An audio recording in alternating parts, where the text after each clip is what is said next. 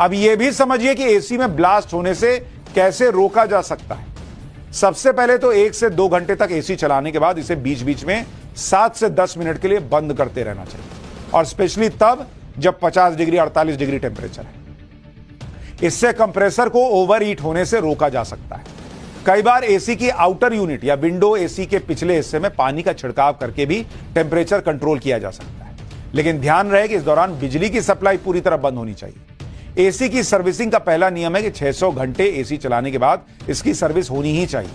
अगर आप एक दिन में 10 घंटे एसी चलाते हैं तो इस हिसाब से 2 महीने में एसी की सर्विस करवा लीजिए।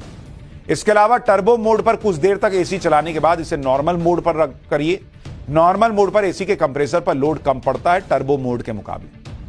अगर आपके पास स्प्लिट एसी है और उसके आउटडोर यूनिट पर डायरेक्ट धूप पड़ती है तो इसकी वजह से भी कंप्रेसर ठंडा नहीं हो पाता।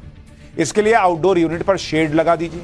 ऐसा करने से एसी कंप्रेसर के तापमान पर 5 से 6 डिग्री का असर दिखता है। एसी इंस्टॉलेशन यानी एसी लगवाते समय इस बात का ध्यान रहे, एसी खरीदते समय कंप्रेसर के हिसाब से जो गैस आई थी वही गैस डलवानी चाहिए।